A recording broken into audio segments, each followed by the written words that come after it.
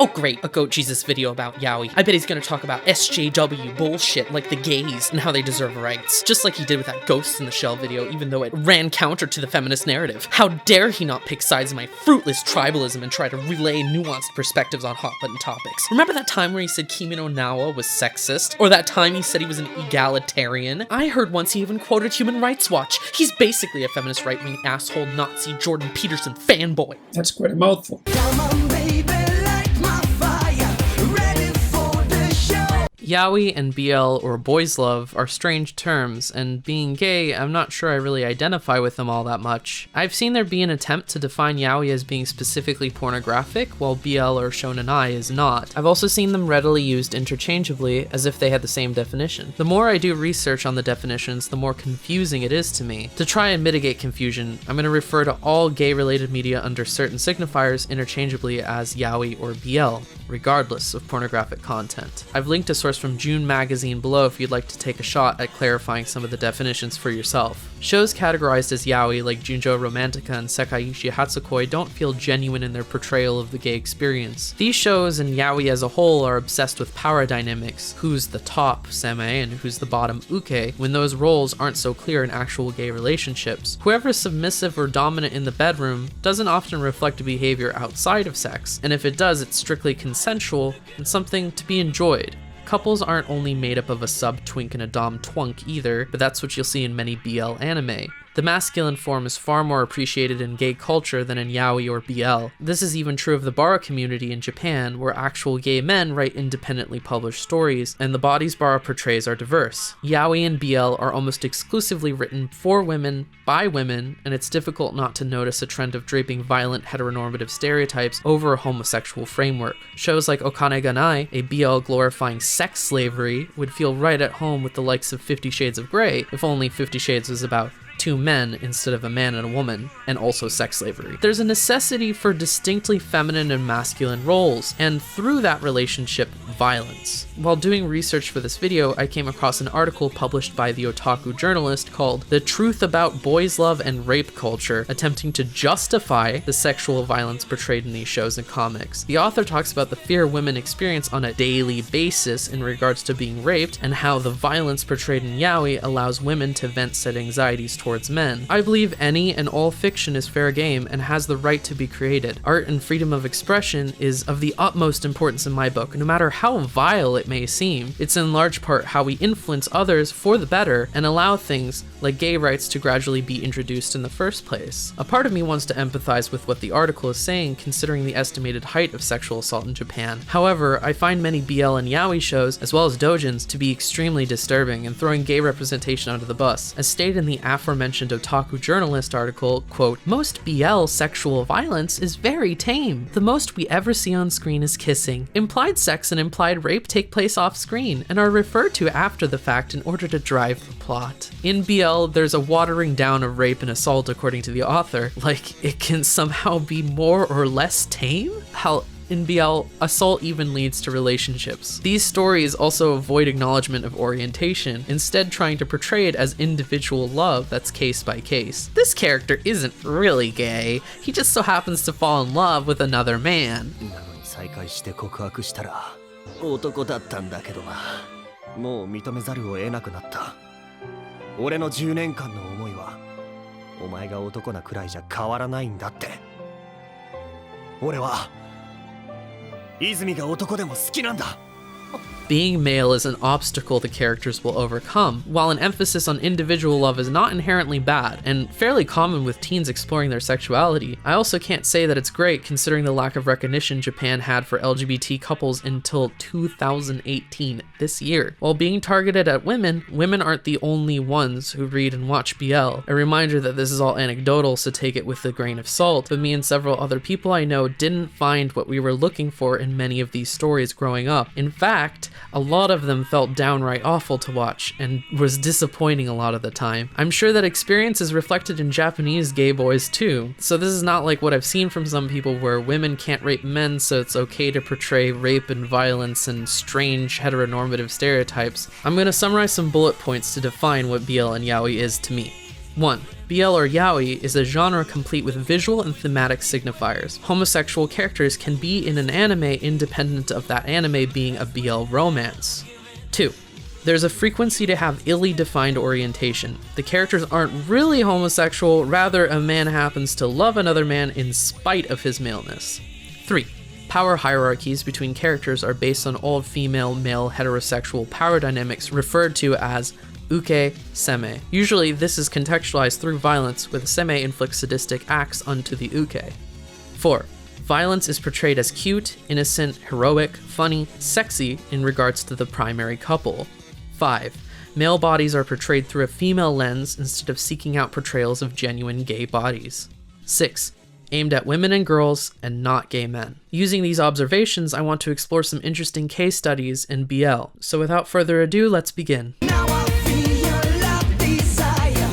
Please don't ever go. Kaze Tokino Uta is first up. I couldn't find anything older than this in animation, so I'm gonna put my money down on this being BL Ground Zero. It's an adaptation of the 1979 manga written by Keiko Takemiya, and as a manga, it's not the first of its kind. In fact, it falls into a peculiar niche of historical homoerotic romance about blonde boys specifically, written in the 70s. I'm going to focus exclusively on the anime adaptation, given I haven't read the manga. You can tell that Uta lays down much of the foundation for what we'd see in future decades. The two main characters, Gilbert and Serge, are around 15 years old. We see the story from Serge's perspective as he stays in the same dorm as Gilbert in a French boarding school. Gilbert is hypersexual and a victim of child molestation, and Serge becomes concerned for him, taking more and more interest as the OVA goes along. Eventually, he develops feelings for him. I actually really like Kaze Tokino Uta. While it definitely has sexual violence, and in Serge's case, a strong emphasis on individual love over orientation, if this came out in 2018, it'd be downright subversive. There's nuance here that isn't in lesser anime. No easy power dynamic between the two boys. Gilbert, while being sexually provocative, can't be clearly categorized in the uke-seme binary. He and Serge are on equal footing as far as power dynamics go, and in the OVA, it portrays it as a back and forth struggle. Serge wants to stop Gilbert from putting himself in dangerous sexual situations with older men, while Gilbert wants Serge to give in to his sexual desire and become romantic with him. This equality in the power struggle is even mirrored in their character designs. Both have similar body types, unlike other BL, where the seme towers over the uke, marking a masculine disbalance. The rape, pedophilia, and sexual assault here are all contextualized as being toxic. Gilbert's hypersexuality is a consequence of being abused by older men. There's explanation to his abuse, and eventually it downward spirals into suicidal tendencies. Gilbert isn't able to be saved at the end of the day, and none of it is taken lightly, even if not directly shown on screen. It's meant to be disturbing, not alluring for the audience. Serge's homophobic behavior and reluctance to give in to Gilbert's advances is justified by the setting and the circumstances. The time period doesn't allow for him to easily share his feelings or admit to himself that he's gay. Their relationship concludes with both of them finding intimacy without sexuality. The two lie together naked, comforting each other in the cold. It's all about sensuality, not sexuality. They find compromise and express their feelings for one another, and frankly, it was a beautiful way to resolve both character arcs. While the animation is pretty rough at times, there's beauty in the way it's directed. The story could maybe use another 30 minutes to flesh out the ending, but it's succinct and well executed. The director, who is presumably straight, did a great job shaping the narrative without shrinking away from the heavy subject matter. Amazing to me how the likes of Boku no Pico years later would act as a kind of twisted parody on these sort of themes and motifs. Modern yaoi rarely acknowledges or explores the trauma young people go through when molested, and I think Kaze Tokino Uta is a classic that should not be forgotten. You can watch it here on YouTube with a quick search. Crazy dance and sexy power. All I need is you. It just wouldn't be a Goat Jesus video without shoehorning in Evangelion. Neon Genesis Evangelion is widely known and appreciated as a shonen, which is what makes it so interesting. This series was made by adult men for teenage boys, yet has bizarre moments of messing with gender roles and randomly having the most iconic space boyfriend in all of anime. It could be argued that the likes of Evangelion shouldn't be discussed in a video about BL because it's not within the genre of BL. The show is primarily a mecha, and one episode does not a BL make. However, Neon Genesis is historically significant and influential for BL. Shows like Yuri on Ice clearly nod to it. In its appeal to Fujoshi, this would also lead to future entry Evangelion 3.0, which is arguably within the BL genre, as the whole movie revolves around Kaoru and Shinji's relationship. I'm not interested in talking about 3.0 yet because the final film is not available, but I am interested in examining the homosexual overtones found in Neon Genesis and its use in the shonen genre. Shinji Ikari, the 14-year-old protagonist is meant to be an audience surrogate. His design is not unlike a myriad of other anime protagonists with a generic Japanese dude look. Yet instead of being your typical power fantasy self-insertion, Shinji is presented as being emotionally weak, inexperienced, and vulnerable. He does chores and does most of the cooking for Misato and the rest of the women. He's even punished by the show for behaving overtly masculine at times. Simultaneously, Shinji is good at combat, protective of others, and impulsive. Simply put, Shinji's quite androgynous, high in both masculine and feminine qualities. In spite of this, Shinji shows little interest in males sexually compared to females until around episode 24 when he meets Kaoru Nagisa. Kaoru, as stated by series creator Hideaki Anno, is meant to act as a kind of foil to Shinji. Where Shinji isn't confident, Kaoru is. Where Shinji craves love, Kaoru has an endless supply. Kaoru lacks boundary and personal space, much like Gilbert in Kazutoki no Uta, but lacks the hypersexuality and abuse that Gilbert had, which is instead reflected more closely in Shinji. The power dynamic between Shinji and Kaoru is emotionally one-sided, where Shinji's fully reliant on Kaoru. When rewatching episode 24, Shinji is provoked by Kaoru's forthrightness, blushing and flinching, not the other way around. He's the one who reads into Kaoru's perceived declaration of love and repeats it at the end. As an angel in alien life form, it's uncertain if Kaoru even understood the romantic implications of his actions, but Shinji is presented as being fully aware and intrigued. In End of Evangelion, Kaoru comes back after giving his life for humanity. Shinji lets Kaoru penetrate him metaphorically, and Kaoru is then represented at the end as the sole symbol of love in Shinji's mind, in spite of janky translations implying otherwise. Shinji's romantic feelings for Kaoru make thematic sense. He, as a character, craves love no matter who it comes from. I think this interview with Hideaki Anno by June Magazine puts it rather well. Satsukawa-san, the screenwriter for episode 24, is right on the mark when it comes to homoeroticism. I wanted to make Kaoru someone who could be liked romantically by anyone. An incredibly good person. By the time Shinji saw him, there was nothing he could do but get a complex. Evangelion is notable, as stated earlier, for being a shonen and having representation that's extremely rare for the audiences targeted for. It was a risky move, and certainly one counter to escapism considering Shinji's nature as an audience surrogate. Confronting teenage males with homosexuality would be equally appreciated and reviled, and I think Anno understood that. Anno's basically telling you you're gay. Evangelion manages to avoid any sexual violence with Shinji and Kaoru's relationship, and it has a complex power dynamic based in drama rather than physicality. It's layered and larger than life, but genuine and heartfelt in a way that BL just often isn't. We'll see how Anno continues to build off of those themes in the final film. Tonight I'll take you higher if you love me too.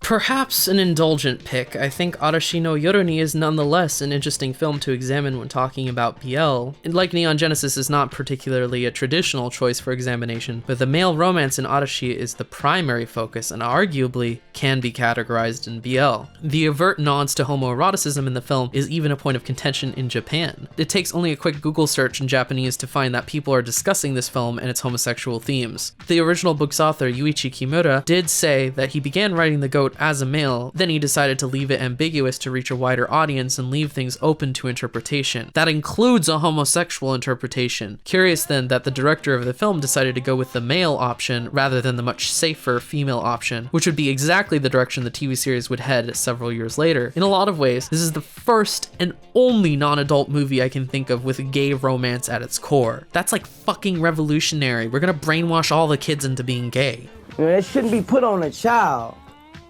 You know, Arashi is about a goat and a wolf who meet in a barn and soon become inseparable. They eventually stir up controversy amongst their clans for being secret friends, 秘密の友達だもんね defying their instinctual predatory-prey dynamic. The goat, Mei, and the wolf, Gabu, run away together and live in the mountains, where they'll be together forever, and frolic, and, time skips in a cave. Animals have been used as metaphor for human behavior as early as the Bible, but have really come into their own in film with films like Animal Farm. Even Zootopia tried to have commentary on race. While you can read Arashi as also being allegorical for race, it's much more convincingly queer in its coding. Coding refers to filmmakers, without explicitly saying so, imply homosexuality. Disney is famous for coding many of their villains as gay to come across as effeminate, creepy, and unlikable. Whereas those portrayals are often referred to as being negative, Arashi presents Mei and Gabu as kind, compassionate, and misunderstood. From an adult perspective, the themes are undeniable. They even threw in a token femgoat just so that gay could... Did I say gay? They even threw in a token femgoat just so that Mei could not get with her. I mean, like, so many movies throw in a female love interest just to make it not gay, so it's like...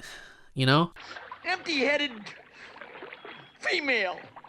Hey, just a minute. Arashi also utilizes queer gaze to an uncomfortable degree. While disguised as exclusively related to violence, it's difficult not to pick up on the sexual connotation. It's just like Edward with Bella when he says he wants to eat her, sees her as food.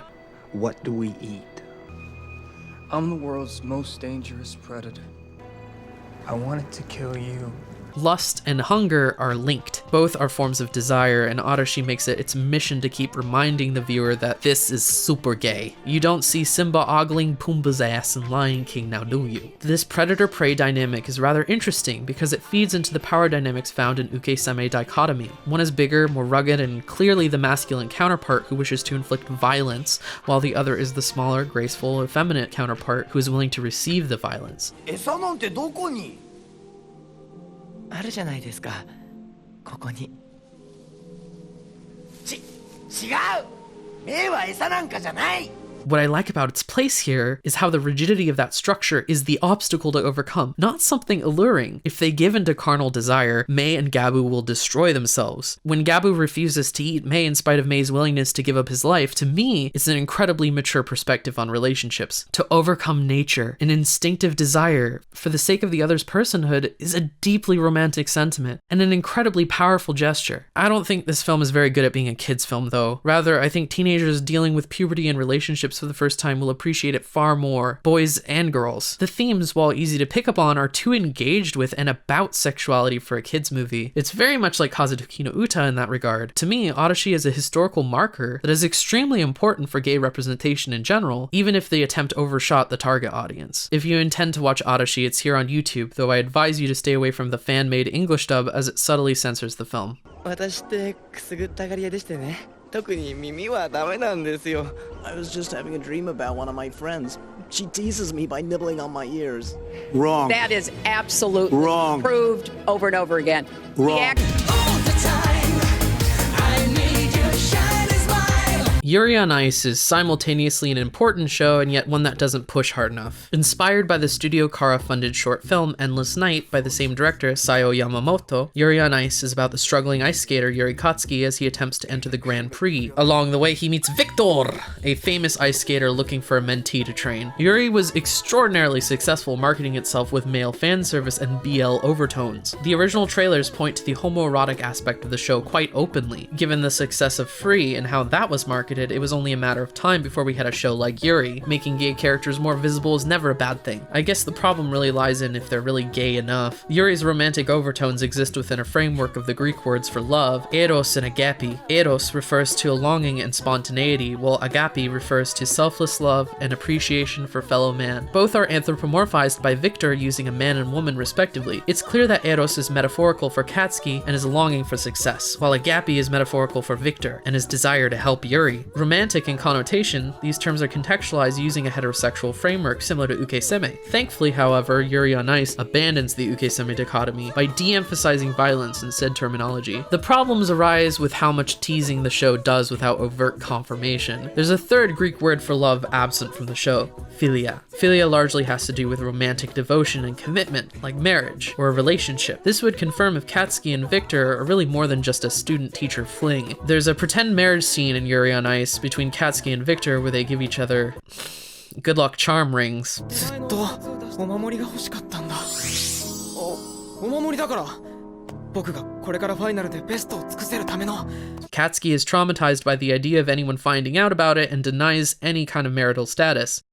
これはエンゲージリングだから金メダルで結婚だよねユーリビクトル Any scene after this one has Victor and Katsuki speaking like student and teacher, not like lovers, which is odd considering they got fake married. When they kiss in episode 7, it's cut in such a way as to imply a kiss without directly showing it on screen super in your face. And it's not for very long either. This ain't your Shin Sekai Yori makeout scene. It's poorly directed, too quick and unclear. Nothing is outright stated or made obvious between the two, which is fine, but compared to Neon Genesis, which was made for teenage boys in '95, and Arashi, which was made for fucking toddlers, this is pretty basic shit. They could have pushed it much further, considering the older female audience and the release in 2016. It's current year, you guys! In general, there's an argument to be had that Victor and Katsuki care about each other only in regards to ice skating, and the show simply is queerbaiting with its motifs and imagery. I think the show, personally, makes it clear enough. Anybody who watches Yuri on Ice should get that it's trying to do that, but I don't blame people who feel cheated. Yuri lacks genuine intimacy, instead choosing to play a lot of its otherwise touching moments as gags.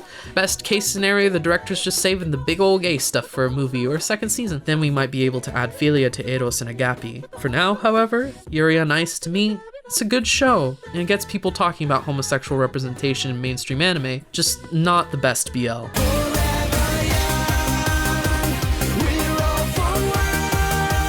To put it a bit bluntly, Doukyuusei is everything Yuri on Ice should have been. It's everything Kimi no Na wa should have been too.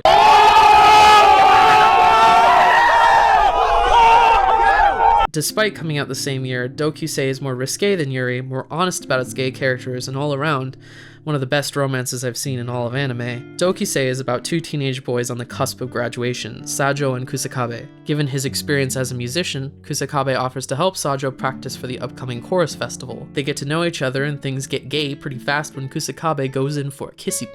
The story is divided by seasons, taking on a poetic structure as the two boys blossom into fully fledged boyfriends. While one could argue that uke-seme are found in the power dynamic between the two, the relationship feels much more mutual than most BL. Their behavior is contextualized by their personalities. One is an introvert and the other one's an extrovert. The dynamics here, like with Evangelion, are more complex and character-driven than archetypal or sexual. In fact, I'd say Doukyuusei has an outright rejection of its yaoi peers through the only other character of note, Hara Manabu. In a scene where Hara tries to seduce Sajo, he puts a cigarette in Sajo's mouth, harkening back to the old tradition of same-sex love being symbolized with smoking. Hara is from a different era, being specifically older, and this motif underscores that. Visually, he's a perfect fit for the traditional seme. This relationship would definitely turn toxic, having such a disbalance of power. It'd be a return to form for yaoi, with Sajo acting as a typical uke. That's of course when Kusakabe finds them and runs off with Sajo. Kusakabe is the same age and learning about himself as much as Sajo. The resolution of their arc is actually for Sajo to return the kiss that Kusakabe gave at the beginning. It brings them full circle in a mutual relationship. This is also reinforced through the poem that Kusakabe can't complete without Sajo halfway through the film. There's not a controlling codependency between the two. Kusakabe actively helps and encourages Sajo to take an entry exam that would mean them being apart. He cares about him individually and cares about his success. If Hara is of an older era, Doukyuusei as a film is of a new era. This film to me is signaling for BL to change with the times. Doukyuusei is very much about the gay experience in 2016. The characters talk about having sex, they talk about orientation, they talk about kissing in public and how people would respond to that. These are all concerns gay men have all the time. Dokyuusei is a genuinely heartwarming romance and the closest I've ever seen a BL get to portraying a real gay relationship. Shoko Nakamura, the director, and the mangaka have done something truly outstanding here.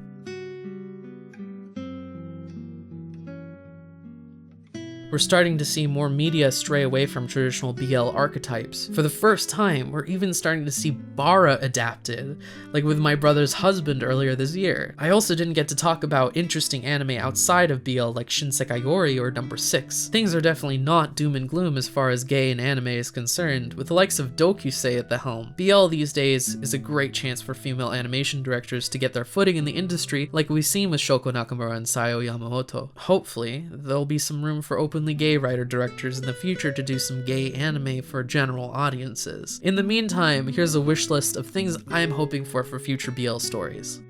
1. Acknowledgement of orientation is important for BL to begin to move past individual love. While one-off cases do happen in real life, it's much more common for people who enter homosexual relationships to keep an interest in men. It doesn't mitigate the drama whatsoever to do this. 2. Power hierarchies should be more commonly contextualized by character drama and depth, rather than simplistic, sadistic, and masochistic stereotypes based in heterosexuality. Avoid writing a heterosexual couple with a gay skin. Remember, these two individuals are still men.